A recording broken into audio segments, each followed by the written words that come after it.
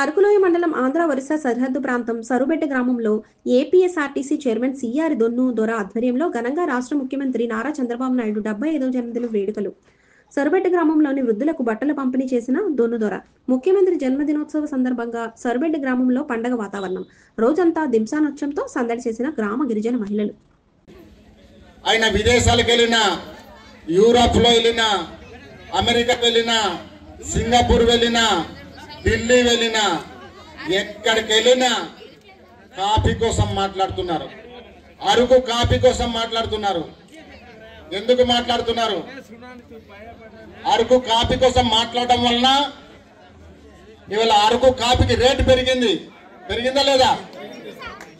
ఒకప్పుడు జగన్మోహన్ రెడ్డి ముఖ్యమంత్రిగా ఉన్నప్పుడు ఒక్కసారి కూడా అరకు కాఫీ కోసం మాట్లాడలేదు.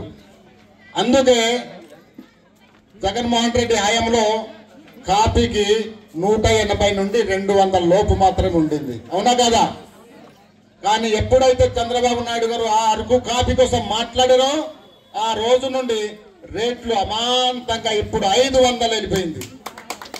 అది ఈ రాష్ట్రంలో పుట్టి ఉండకపోతే మన గిరిజనులు మనం అభివృద్ధి అయ్యే వాళ్ళం కాం. చంద్రబాబు నాయుడు గారు ఎప్పుడు గిరిజనుల కోసం ఆలోచన, గిరిజన ప్రాంతం కోసం ఆలోచన. గిరిజనులు వెనుకబడి ఉన్నారు, వాళ్ళకు అభివృద్ధి చేయాలి.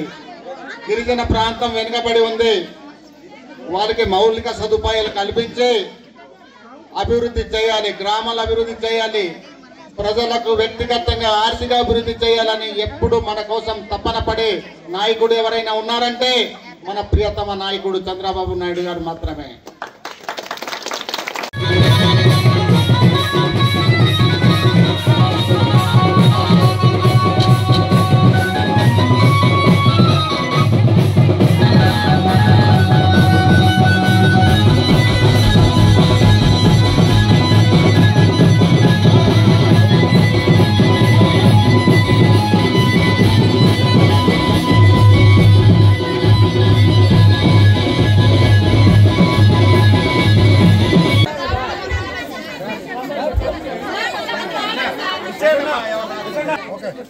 जरा दना है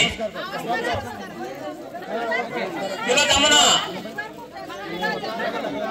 दमे डोरी किलो मनी मनी कासी किलो दरा मुक्ता किलो नीला गोरमती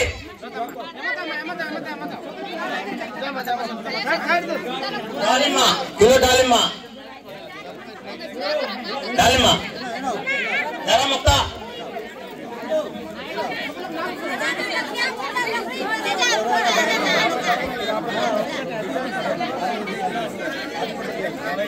गोरमती